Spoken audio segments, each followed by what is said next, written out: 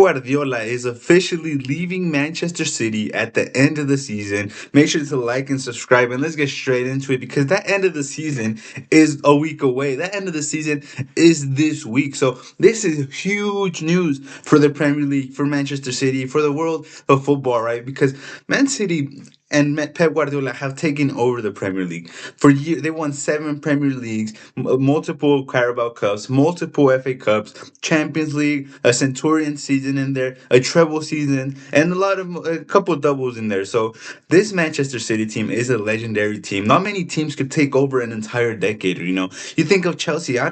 Not in recent years, you can't think of Chelsea having a decade themselves. You think of Arsenal. They haven't had a decade themselves. Liverpool, they had the early years of English football. But it's usually just been Manchester United that had that Fergie stint, and now Pep Guardiola with Manchester City having the 10 years, well, yeah, 10 years pretty much with Man City and taking over the English football. He changed the way teams in the Prem play. Everyone knew the Prem to being physical, being aggressive athletes. But Pep Guardiola, with with his signings, with his style of football, entirely changed not only the world football when he was at Barcelona, but now in the Premier League, and just made his impact in the Prem. And look, this is huge news. I'm gonna be honest. I honestly kind of saw this coming, especially after the FA Cup win against Chelsea. When in the celebrations, you could see how he was kind of taking everything in for the final time. He would look at the fans. He looked like he wanted to cry. He was so emotional compared to the FA Cup one, Carabao Cup one, right? Because if you remember the Carabao Cup one, he was celebrating. He was excited. He was so happy. He was jumping. He was hugging everyone. He was so excited. But for this FA Cup one, he looked like he was just taking everything in. He looked thankful for his players. He was hugging Bernardo Silva. He was hugging his older players. He was just looking around. He wasn't even right next to like the trophy. He was just looking around, looking at his players, looking at the fans. It seemed like it would be his final trophy lifting, unless Arsenal throw it completely off. That is probably Pep Guardiola's, Bernardo Silva, John Stones' last title at Manchester City. And look, it was so fast, right? But we know who's gonna take over. And I just saw the here we go before I started recording this video. Enzo Maresca is gonna be the man to take over Man City. And look, I know he's been very involved with Manchester City. I know he trained in the academies. I know he was then one of the assistant managers of Pep Guardiola's. When Cole Palmer was in academy in Man City, Enzo Maresca was his coach. Like there's a lot of connection between Enzo Maresca and Man City. And I think it's probably the best appointment they could do. Enzo Maresca. A lot of people don't really rate him highly, but I rate him very highly because the way he sets up teams in big games and just games in general, he sets them to perfection. You saw him in the games against Barcelona in the Champions League phase. He would set them up so perfectly, right? Reece James at midfield, or sometimes Reece James at right back. Malo Gusto at midfield because he knew the way they wanted to press. He knew how he wanted to attack and set up against these certain teams, right? And then you look how he faced PSG at the Club World Cup, right? He set them up so perfectly, and they were so well rounded. They could sit back and counterattack, or they could try and break a team down. Cole Palmer, Malo Gusto running, exploding down the wing, drop Pedro exploding into space. It was such a beautiful setups that he would do. I talked about it so much about why he would put Malo Gusto in midfield other than Reece James, because how he wanted to counter press, he didn't want the other teams to get close to him. So Malo Gusto was that runner in midfield. It's just, I rate Enzo Maresca so highly. I've talked about him multiple times on this channel. And I think he's probably the best choice, right? For me, if I was a Manchester City person, I would probably want Company, but I'm pretty sure he's not leaving Bayern. I think he wants the Champions League at Bayern. I think that's his main thing. And I just think Company loves Bayern right now, right? They gave him that opportunity that no Premier League team would give him, right?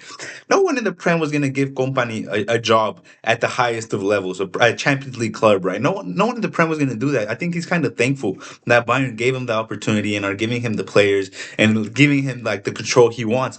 And I think companies might stay there for another year or two. So I think it's smart for Manchester City to stick with and to go with Enzo Maresca. And like I said, I rate Enzo Maresca highly, but not as highly as I would at Pep Guardiola. Right? Pep Guardiola came in, he dominated, he controlled the league. He has some of the best teams in Premier League history. Um, Enzo Maresca is gonna he has a good team, right? Man City is a good team. He has similar parts. He might make a couple extra signings. It's gonna be, but I think the Premier League is turning more into top fighting, top heavy team, right? I think teams, right? I think we're gonna see more battles. I think we're gonna see Man United maybe even fight for the Prem up until February and March. You might see Arsenal go back to back, even though I believe they've never been gone back to back Premier Leagues. Then you got Chelsea coming in and doing a job. Xabi Alonso, will they give him the players and the experience he wants? I think it's gonna be very interesting going into next season. But for now, all we have to do and all we can do is talk about the greatness of Pep Guardiola. At the end of the season, I'll probably do more of a breakdown of Pep Guardiola. This is more of just like a news flash right in our eyes. I think this is one more. I expected it maybe at the end last game, right? Maybe like a day before the game. But it's we have a week left in the Prem. A week left. This is my first season, like looking over it, everything, and I probably could have watched a couple more games, created a couple more videos, but this is my first season doing this, so it was very interesting to see how English football works. I was paying attention to what commentators were saying. I was paying attention to what the English media was saying, and then all of that, all of the time that I've been watching the Premier League, Pep Guardiola has been the guy. I've talked about this, right? I got into the Prem when Wolves and Barrow Jimenez and that whole story. There's a video right on my channel that you could look up. But it was also, I talked about it, that Liverpool versus Pep, Liverpool versus Pep's Manchester City was probably one of the biggest reasons I stayed to watch the Prem. That Manchester City team with De Bruyne, Gundogan, Silva, Aguero, Sterling, even Sané at the time when they were barely coming in, the Stones, the Otamendis, Fernandinhos, like these are all players that got me into watching it. And then their battles between Liverpool's Klopp and Manchester City, the football they played, how energetic and interesting, and how fun, how pure footballing everything was. That is one of the reasons I started watching this. And Pep Guardiola, seeing how much he dominated, he won back-to-back Premier League titles. He won FA Cups. He won a treble season. That treble season was crazy. The Champions League run he had, he destroyed Real Madrid. He destroyed teams. I remember they beat a team 6-0. Then they went out to beat Inter in the final. Like it was such a crazy time for Pep for Manchester City. I know Manchester City fans are gonna miss him because the impact he had. And it wasn't just like the impact, but when March hit, when April hit, you knew Pep Guardiola was just gonna creep up again and take the title away from whoever was first. He did it to Arsenal the last couple of seasons. He did it to Liverpool over and over again. Centurion seasons, treble winning sides. It's such a legendary stint because you think about like I talk. You think about certain managers that couldn't win back to back. Pep Guardiola went back to back to back to back. Like he just kept winning, and there's ways to win, right? And I think the way he was winning is probably one of, if not the best way to win. Controlling a game, beautiful possession, beautiful game playing, touch and goal passes. Kevin De Bruyne putting beautiful passes. Gundogan controlling alongside Rodri, alongside Fernandinho. Defense solid. They had trouble in moments, but they fixed it right away. They knew they would press the teams right away. That is one thing that isn't talked about enough for this Manchester City team, of how good everyone is, but how disciplined and how aggressive and how defensively solid they were over the course of the last decade. So Pep Guardiola is going to be huge. Like people, there's teams who are afraid of him. I've been watching a lot of English content for the last probably decade or so, and every time they talk about Pep Guardiola, Pep Guardiola, he's gonna win the league, he's gonna win this, he's gonna battle for that, he's gonna be in contention for Champions League, right? People were genuinely scared of this Manchester City team. You talk to Arsenal fans and Liverpool fans, and every time it got to March or April, they knew Pep Guardiola was gonna fix something up. They knew Man City were gonna be right on their necks. They knew Manchester City was gonna be right there, right then and there. And right now Manchester City are going through a transition. You see the players they have. Even last season, the transition started, and it's going up to now. You see some of the players, right? Gehi and Semenyo were signed in the January. They hadn't won. Gahey won a trophy with Crystal Palace, but they hadn't won anything to the level of what City is meant to compete at. Right? You look at players like Doku. He's recently new. You look like at players like Cherky. This is his first season in the Prem. You look at other players, right? You look at Savinho, who's still young. You look at Foden, Foden is one of the experienced players. But you look at Vardio, he hasn't been there too long. You look at O'Reilly, this is probably his second season. Then you look at players like Mateus Nunes, he hasn't been there for so long, you know. Donnarumma, brand new. You look at a lot of these players and you could just tell it's a transition. And then you have players like Stones and Bernardo Silva leaving. It's going through a huge transition, and it's up to the other players to now come in check, right? Erling Haaland, one of the players, I think he had a very good season. He played pretty slow patches, but overall, I think he's gonna have to be one of the leaders. You look at Rodri, he has to be one of the leaders. You look at Ruben Diaz, he's gonna be probably the captain of the team. You look at Donnarumma, although he hasn't been there for long, he's won Champions League, he's won trebles, been in amazing teams. You look at certain players that now have to step up. You know, I think Kovacic will probably, but if he doesn't, he'll probably be one of those leaders as well. You look at like Rodri, Haaland, Foden. If he Foden just renewed, so Foden is another one of them, right?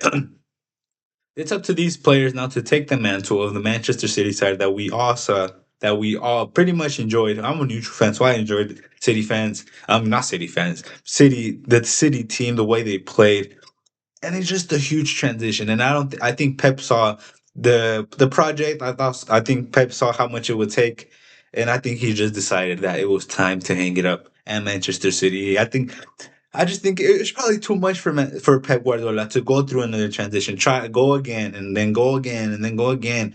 And I think this is probably the perfect time, right? People always talk about leaving with the title, leaving with the Prem, right? But sometimes when you notice that that a transition needs to happen, that a new project has to come up, a 3 4 year project, I think Pep Guardiola made the right decision in saying that maybe someone else should take over. Right? He's been here for what, a decade. He's won trophies. He's been stressed out. He probably lost a couple more hair than he wanted to, but it's been very good to watch as a neutral fan. It's been very joyful. And look, with Enzo Maresca, I think it's going to be pretty interesting. I think people might write them off going into next season.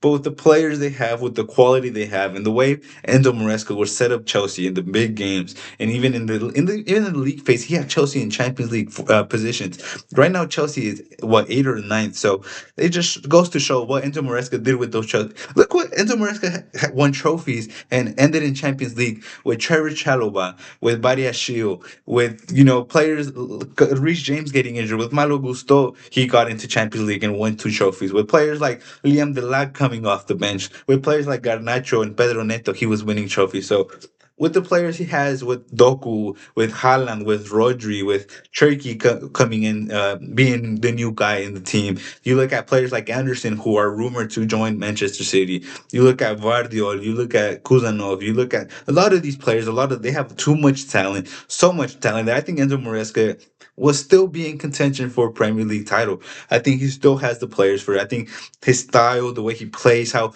connected he is to Manchester City, I think he will still fight for the title. But compared to other compared to other years, it's not going to be the same without Guardiola. It's not going to be the same type of competitiveness, I believe, for Manchester City. But all we could do is wait till the end of the season. Arsenal might slip up against Crystal Palace. Crystal Palace is a tough game, especially after beating Burnley 1-0 and beating certain teams 1-0, West Ham 1-0. 1-0's Crystal Palace is the king of 1-0 sometimes. So we'll see what happens. He might end up with the Premier League, but if he doesn't, I think Pep Guardiola has done enough in the Premier League.